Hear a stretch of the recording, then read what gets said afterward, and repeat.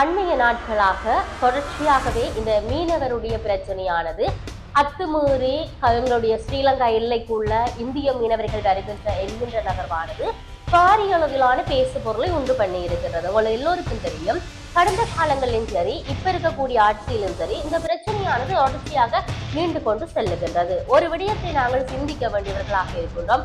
ஸ்ரீலங்காவிலேயும் சரி தமிழகத்திலேயும் சரி இந்த தேர்தல் வருகின்ற பொழுது இந்திய மீனவருடைய பிரச்சனை அதே போன்று இலங்கை மீனவர்களுடைய பிரச்சனை என்பது இரண்டு இடங்களையும் பேசு பொருளாக இருக்கின்றது. அதன் பிற்பாடு அதற்கான நகர்வுகள் என்பது எதுவுமே இல்லை. தொடர்ச்சியாக ஸ்ரீலங்காவை மையப்படுத்தி ஸ்ரீலங்கா மீனவர்கள் தங்களுடைய இந்த அத்துமுறலை கண்டித்து போராட்டங்கள் ஆர்ப்பாட்டங்கள் என்பது செய்வதை நாங்கள் பார்க்கக்கூடியதாக இருக்கிறது. கடந்த காலங்கள்ல நடுவீதிகள்ல படகுகளை போட்டு வலைகளை போட்டு அவர்கள்ட்ட இருக்கக்கூடிய கடல் தொழிலுக்கு தேவையான அனைத்து விதமான உபகரணங்களையும் போட்டு போராட்டங்கள் நடத்தியதை நாங்கள் பார்க்கக்கூடியதாக இருக்கிறது. இதையும் விட கடலுக்குள்ள அவர்கள் போராட்டத்தை படகுகள்ல சுற்றி வந்து இவ்வாறான போராட்டங்களை நடத்தி இருக்கின்றார்கள். ஆகவே உண்மையிலேயே நாங்கள் சிந்திக்க வேண்டியவர்களாக இருக்கின்றோம். இந்தியாவில இருந்து இந்த அத்துமீறி வந்து கடற்தொழில் ஸ்ரீலங்காவினுடைய எல்லைக்குள்ள வந்து மீனை பிடிக்கின்றார்கள் என்கின்ற அந்த நகர்வு சார்ந்து என்னத்தை அரசாங்கம் முடிவெடுத்திருக்கின்றது. உண்மையிலேயே நாங்கள் இந்த இடத்துல ஒரு விஷயத்தை ஞாபகப்படுத்த வேண்டும்.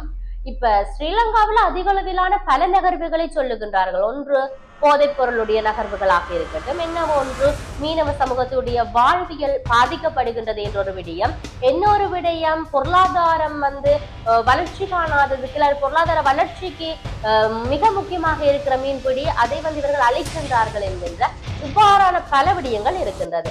ஆனால் இவற்றில நாங்கள் சொல்ல போற ஒரு விடயம் என்னவென்று சொன்னால், முதலாவது வந்து இந்தியா மீனவர்கள் வந்து அத்துமீறி எல்லைக்குள்ள வருகின்றார்கள், மீன்பிடியை பிடிக்கின்றார்கள் என்றால் இலங்கை மீனவர்கள் ஏன் ஏற்றுக்கொள்ள முடியவில்லை என்ற ஒரு கேள்வி எல்லோரும் கேட்பீர்கள். எல்லாம் கடல் தானே, அப்ப ரெண்டு பேரும் செய்யலாம் தானே என்கின்ற ஒரு விடயம் இருக்கும். ஆனால் உண்மையிலேயே அவர்களுடைய அந்த ரோலர் என்கின்ற படகுகளின் ஊடாக வந்து செய்கின்ற பொழுது இந்த மீனவ சமூகம் ஸ்ரீலங்காவில மையப்படுத்தி இருக்கின்ற நகர்வுகளை பார்க்கின்ற பொழுது அந்த ஒரு பெரியதொரு அதிர்வலைகளை கொண்டு சட்டவிரோதமான மீன்பிடி நடவடிக்கைகள் ஈடுபடுகின்ற இலங்கையில தடை செய்யப்பட்ட அந்த தொழில்களை அவர்கள் செய்கின்ற பொழுது இருக்கக்கூடிய மீனினம் என்பது இல்லாமல் செல்லும். ஆகவே சொல்லுகின்றார்கள், இந்த இழுவை மடி படகுகளை ரோலர்கள்ல கொண்டு வந்தவர்கள் போடுவதனால, தங்குசி வலைகள் அவர்கள் பயன்படுத்துவதனால, வடிகளை வைத்து மீன்களை பிடிப்பதனால இவ்வாறான நகர்வுகளை செய்கின்ற பொழுது மீனுடைய இனப்பெருக்கம் என்பது இல்லாமல் போகும். அதான் நான் அண்மைய நாட்கள்ல வந்து ஒரு குறும்படம் பார்ப்பதற்கான சந்தர்ப்பம் கிடைத்திருந்தது. அதுல மிக தெளிவாக சொல்லி இருக்கின்றார்கள்,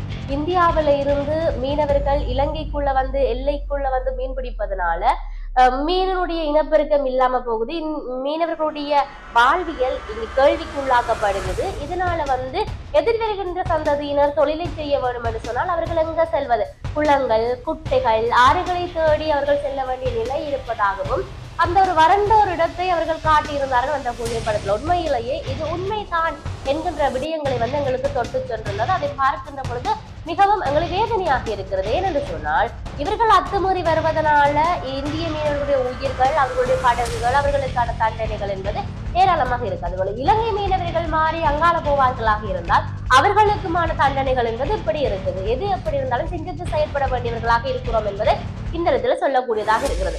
இன்னொரு விடயத்தை சொல்லுகின்றார்கள் என்றால், இந்தியாவுல இருந்து மீனவர்கள் எங்களுடைய எல்லைகளுக்குள்ள வாரார்கள் என்றால் எப்படி வருகின்றார்கள் என்ற கேள்வி இருக்கின்றது. உண்மையிலேயே என்பிபி அரசாங்கம் தற்பொழுது ஆட்சியேற்று ஒரு வருடங்களை கடந்திருக்கின்ற நிலையில அவசரமாக பாதுகாப்புக்காக வேண்டி முப்படையினரையும் அழைக்கிறார்கள். அதிலும் குறிப்பாக கடற்கரைகளை வந்து கடற்படையினர் வந்து அதிக அளவிலான ரோந்து பணியில் ஈடுபடுகின்றார்கள், அதிக அளவிலான கண்காணிப்புல ஈடுபடுகின்றார்கள், கரைகள்ல வந்து அதிக அளவிலான கடற்படையில் நிறுத்தப்பட்டிருக்கிறார்கள், எல்லைகள்ல நிறுத்தப்பட்டிருக்கிறார்கள். அவர்களுடைய கண்காணிப்புல இருந்து இவர்கள் நாட்டுக்குள்ள வருகின்றார்கள் என்றால் எங்க பிழை இருக்கின்றது? அரசின் மீதா, இல்லை என்றால் கடற்படையின் மீதா, இல்லாட்டி இவர்கள் சேர்ந்து செய்கின்றார்களா என்ற கேள்விகளை உண்டு பண்ணி இருக்கின்றது. இது இவ்வாறு இருக்கின்ற பொழுது இன்னொரு பக்கம் சிந்திக்க வேண்டியவர்களாக இருக்கின்றோம். இந்த போதைப் பொருள் நாட்டுக்குள்ள வருகிறது என்று சொன்னால் எப்படி வருகிறது? கரையோரங்களால வருகிறது என்று சொல்லி இருக்கிறார்கள். அதிக அளவில் குறிப்பாக வடக்கு கிழக்கு என்ற பொழுது கரையோரங்கள்ல வருது, அது வடக்குல யாழ்ப்பாணத்துல சொல்லி இருக்கிறார்கள் தரவுகள்ல. இப்படி இருக்கின்ற பொழுது இப்பொழுது தெற்கை மையப்படுத்தியும் போதைப் பொருளுடைய நகர்வுகள் ஏராளமாக போய்விட்டது. அது ஒரு புறம் இருக்கட்டும். ஆனால் தற்பொழுது நாங்கள் கேட்கிற கேள்வி என்னவென்றால், கரையோரங்களால வருகிறது என்று சொன்னால் கரையோரங்களில் இருக்கக்கூடிய கடற்படையினர் என்ன செய்கின்றார்கள்?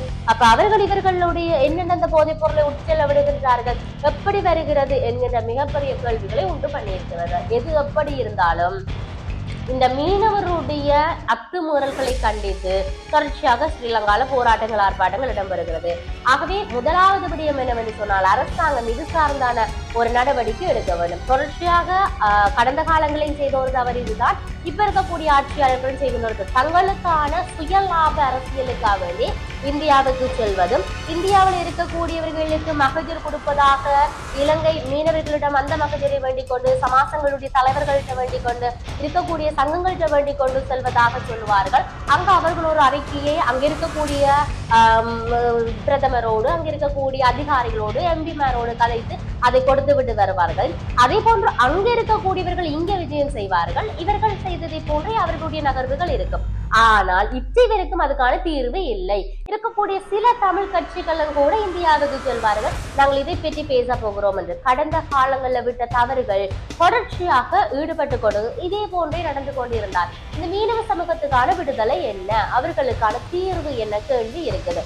நாங்கள் இந்த இடத்துல சிந்திக்க வேண்டும். இனி வருகின்ற காலங்களிலேயாவது எங்களுக்கு ஒரு தீர்வு தருகின்ற அரசாங்கத்தை நாங்கள் தெரிவு செய்ய வேண்டும் என்ற ஒரு முடிவுல இருப்போம். ஆனால் வருகின்ற எல்லா அரசுகளுமே அவர்களுடைய சுயலாப அரசியலுக்காக வேண்டி வாழ்கின்றார்கள் என்பதுதான் உண்மை.